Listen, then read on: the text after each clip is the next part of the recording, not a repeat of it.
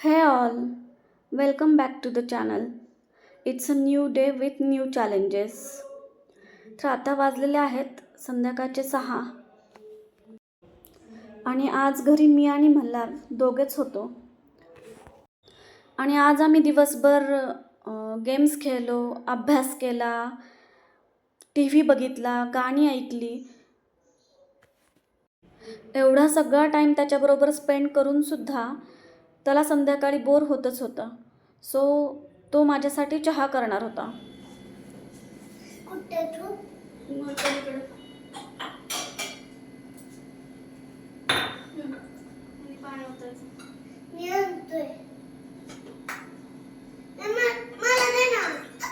तू चहा पावडर टाकलं बस बस टाकलं चहा पावडर टाकलं उघड चहा पावडर व्यवस्थित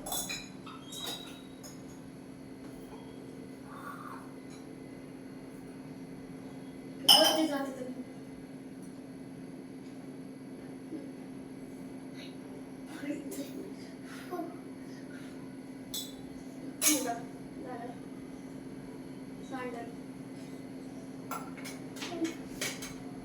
लिफ्ट नाही ते उकळल्यावर टाकायचं. मी नाही ह्यात दूध वत देतो का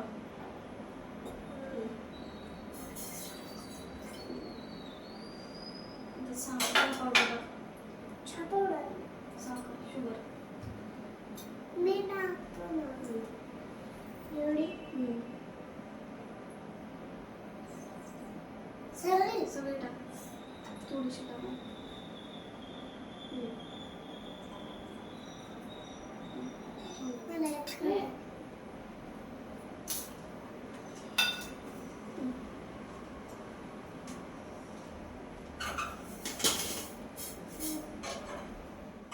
कधी कधी आपण त्यांच्या मूडनुसार पण जायला पाहिजे. आणि मला पण खूप छान वाटलं. आफ्टर ऑल त्याने माझ्यासाठी चहा बनवला होता. तेच त्यांचं रोजचं रुटीन फॉलो करायला मुलं पण कंटाळतातच. सो काहीतरी नवीन केलं की थोडंसं ते खुश होतात. आणि असंही लहान मुलांना प्रत्येक गोष्टीची किंवा नवीन गोष्टीची काहीतरी क्युरिओसिटी असतेच. सो मला असं वाटतं की आपण एखाद्या गोष्टीचा बाऊ न करता किंवा इश्यू न करता त्यांना सपोर्ट करून त्या गोष्टी त्यांच्याबरोबर केल्या किंवा नवीन गोष्टी शिकवल्या एनिथिंग तर ते लवकर शिकतात आणि म्हणजे थोडंसं दररोजच्या डेली रुटीनमधून ते वेगळं काहीतरी करून खुश पण राहतात. या ज्या 2 काचेच्या भरण्या दिसत आहेत तुम्हाला त्या मला रिलायन्स स्मार्टमधून मिळाल्या आहेत. एकदम रिजनेबल आहेत. 149ला 2 दोन्हीही भरण्या मिळालेल्या आहेत आणि त्यांची क्वालिटी पण छान आहे आणि मला त्याचं टेक्स्चर पण छान वाटलं. काचेच्या भरण्या आपल्या किचनमध्ये खरंच खूप छान वाटतात, पण एवढंच की त्या थोडं केअरफुली हँडल कराव्या लागतात. आणि आज मम्माच्या मनासारखा सगळा अभ्यास केला म्हणून मल्हारला काही ट्रीट हवी होती. सो आम्ही केक बनवायचं ठरवलं. पण आय डोंट नो की माझे जे प्रीमिक्सचे केक असतात ते व्यवस्थित होतात, पण मला काहीतरी हेल्दी द्यायचं असतं त्याला, त्यासाठी मी व्हीटचा केक ट्राय केला. बट आय डोंट नो मी सगळी प्रोसिजर व्यवस्थित फॉलो केली तरीही माझा केक म्हणजे शिजलेलाच नाही आहे. आय डोंट नो काय प्रॉब्लेम झाला असेल. तर तुम्हाला समजलं असेल तर प्लीज मला नक्की कमेंट करून सांगा. पण काय आज केक खायचाच होता, मग झोमॅटोवरून ऑर्डर करावा लागला. तर रात्रीच्या जेवणासाठी मी मेथी मटर पुलाव बनवला. एकदम इझी, पटकन होणारी आणि टेस्टी रेसिपी आहे. तर त्यासाठी लागणारी पेस्ट आधी मी तयार केली. तर पेस्टसाठी हिरवी मिरची, अद्रक, लसूण आणि कोथिंबीर हे वापरून मी पेस्ट तयार केली. नंतर कुकरमध्ये थोडंसं तूप घालून त्यामध्ये थोडा गरम मसाला टाकला आणि त्यामध्ये उभा बारीक चिरलेला कांदा आणि कांदा व्यवस्थित फ्राय झाल्यानंतर टोमॅटो घातलं.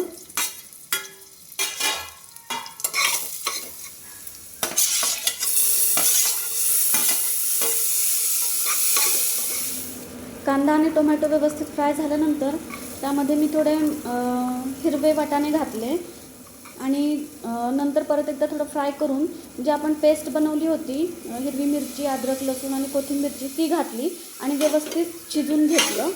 नंतर त्यामध्ये स्वच्छ धुतलेली आणि बारीक चिरलेली मेथी घातली. तर या पुलावसाठी आपल्याला मेथी जास्त नाही लागत. जर तुमच्याकडून चुकून जास्त मेथी झाली तर कदाचित पुलाव थोडासा कडू होऊ शकतो. सो मेथी थोडी कमीच वापरा. नंतर मेथी थोडी शिजवल्यानंतर त्यामध्ये जे आपले बेसिक मसाले आहेत, जसे की जर लाल तिखट किंवा धने जिरे पावडर आणि हळद, मीठ हे मसाले घातले. मसाले छान शिजल्यानंतर त्यामध्ये धुतलेला तांदूळ घातला आणि जसं पाणी लागणार आहे तांदूळसाठी, तुमच्या भातासाठी जसं पाणी लागणार आहे तसं पाणी घालून घ्यायचं आणि त्याच्या 3 शिट्ट्या करून घ्यायच्या. झालं, पुलाव इज रेडी.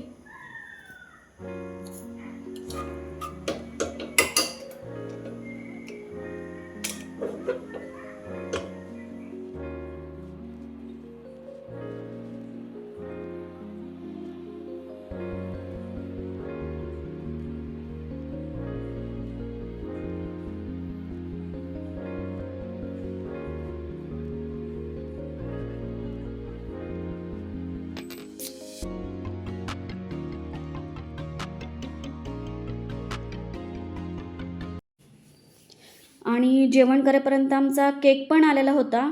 मग काय, मल्हार खुश.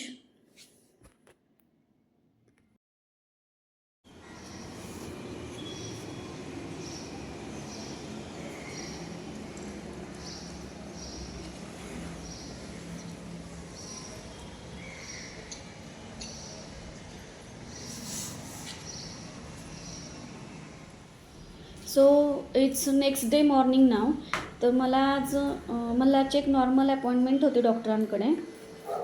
तर त्या टाईममध्ये पोचण्यासाठी मला माझी कामं थोडी फास्ट आवरावी लागणार होती. मी ब्रेकफास्ट थोडा हेवी करायचा ठरवला, जेणेकरून मला जेवण स्किप करता येईल. सो मी इडली सांबार बनवायचा विचार केला होता कालच. त्यासाठी मी काल सकाळीच तांदूळ आणि डाळ भिजत घातली होती आणि रात्री बारीक करून फर्मेंटेशनसाठी ठेवलं होतं. तर या पद्धतीने जर कुकरमध्ये सांबार बनवलं तर खूप फास्ट बनतं. काही जास्त एफर्ट्स घ्यायची गरज नाही आहे आपल्याला. तर कुकरमध्ये मी थोडीशी तुरीची डाळ धुवून घेतली. त्यामध्ये सगळ्या भाज्या म्हणजे वांगं, नंतर भोपळा, कांदा आणि टोमॅटो हे सगळं बारीक चिरून त्या डाळीमध्येच घातलं आणि थोडीशी हळद घालून पाणी घालून 1-2-3 शिट्ट्या करून घेतल्या. शेवग्याची शेंग पण मी या सांबारसाठी वापरली आहे, पण जर ती आपण कुकरमध्ये टाकली तर खूप गाळ होते. तर शेवग्याची शेंग फक्त आपल्याला सेपरेट शिजवून घ्यायची आहे. थोडंसं मीठ आणि हळद घालून ही शेंग पण मी शिजवून घेतली.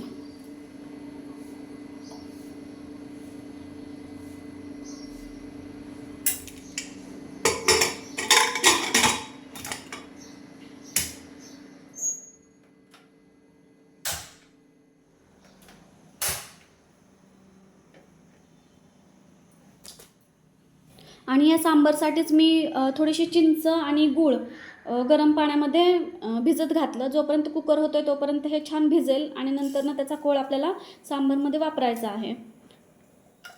आणि लगेच चटणी पण बनवून घेतली. तर ते नॉर्मली जसं की खोबरं, कोथिंबीर, अद्रक, हिरवी मिरची, जिरे घालून हे थोडंसं आधी बारीक करून घेतलं आणि नंतर त्यामध्ये थोडंसं 2 चमचे दही, थोडं पाणी, मीठ आणि साखर घालून परत एकदा ह्याची छान एक थिन पेस्ट करून घेतली.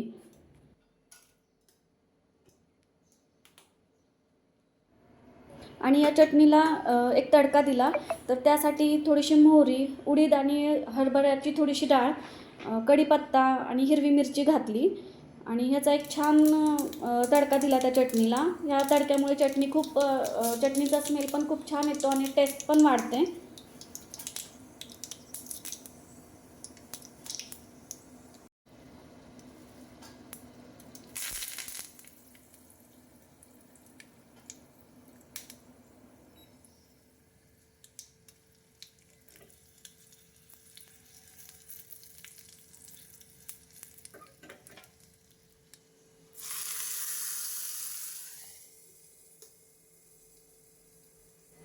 सो मला एवढं बॅटर लागणार नव्हतं, तर मला जेवढं बॅटर पाहिजे तेवढं मी दुसऱ्या बाउलमध्ये काढून घेतलं आणि नंतर त्या बॅटरमध्ये थोडंसं पाणी ॲड केलं, कारण ते बॅटर मला थोडं घट्ट वाटत होतं आणि त्यामध्ये थोडंसं मीठ आणि सोडा घालून ते बॅटर एकदम एकजीव करून घेतलं.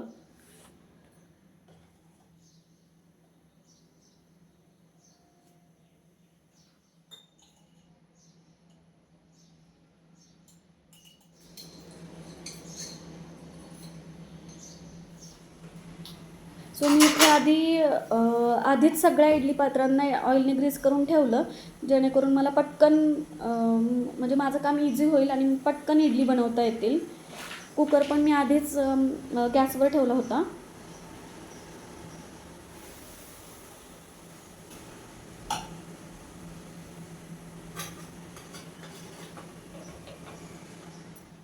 सो इथे डाळीचा कुकर पण थोडा थंड झाला होता, तर मी आधी त्या डाळी आणि भाज्या स्मॅशरने थोडं स्मॅश करून घेतलं आणि त्यामध्येच शेवग्याची शेंग आणि त्याचं पाणी घालून एकत्र केलं. सो मी तडका पॅनमध्येच तडका तयार करून त्या कुकरमध्येच टाकला. दुसरं भांडं किंवा पातेलं नाही यूज केलं, जेणेकरून जास्त भांडी पण पडणार नाहीत घासण्यासाठी.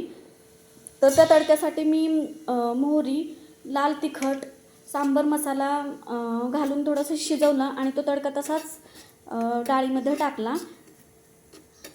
तडका टाकल्यानंतर डाळीचा कुकर नंतर आणखीन एकदा लो फ्लेमवर ठेवला आणि एक उकळी आल्यानंतर आपण जे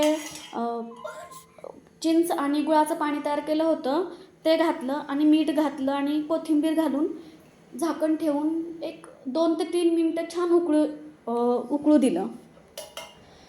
जर आपण या पद्धतीने सांबार बनवलं तर आपल्याला जास्त काही एफर्ट्स घ्यावे लागत नाहीत किंवा आपली जास्त भांडी भरत नाहीत आणि हे सांबार पण खूप टेस्टी बनतं. तुम्ही ट्राय करून बघा. जोपर्यंत माझा इडलीचं कुकर होतं तोपर्यंत मी वॉशिंग मशीन पण लावून घेतली, जेणेकरून पटकन कामं उरकता येतील आणि नंतर नाश्ता पण करता येईल.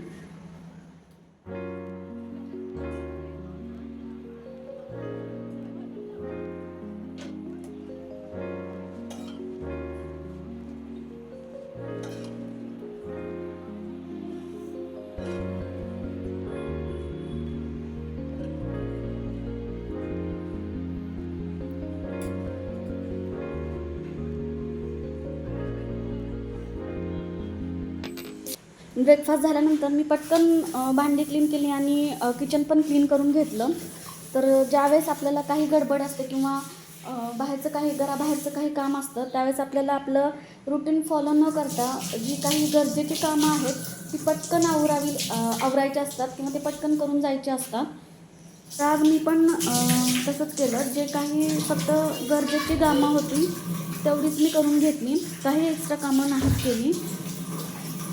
म्हणजे इन केस जरी मला यायला थोडंसं लेट झालं तरी घरी आल्यानंतर घर थोडंसं व्यवस्थित दिसावं यासाठी जेवढी गरजेची कामं होती तेवढीच आवरून घेतली. आपण जर कुठून थकून बाहेरून आलो आणि आपलं घर जर व्यवस्थित नसेल किंवा अस्ताव्यस्त पडलं असेल तर आपली खूप चिडचिड होते. तर ते टाळण्यासाठीच आपण थोडंसं मॅनेज करून जेवढी शक्य आहेत तेवढी कामं करूनच बाहेर पडलं पाहिजे असं मला वाटतं. सो यानंतर अर्ध्या तासात आवरून मला निघायचं होतं, तर माझी मशीन पण झालती.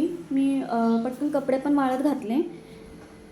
तुम्हाला आजचा माझा ब्लॉग कसा वाटला हे मला नक्की सांगा, किंवा तुम्हाला जर काही एक्स्ट्रा कामं असतील घराबाहेरची तर तुम्ही घर कसं मॅनेज करता किंवा तुम्ही तुमचं रुटीन कसं फॉलो करता तुमचं घर व्यवस्थित ठेवण्यासाठी, हे पण यासाठी जर तुमच्याकडे काही सजेशन असेल तर ते पण नक्की कमेंटमध्ये सांगा. आणि जर व्हिडिओ आवडला असेल तर लाईक, शेअर आणि सबस्क्राईब करा. थँक्यू.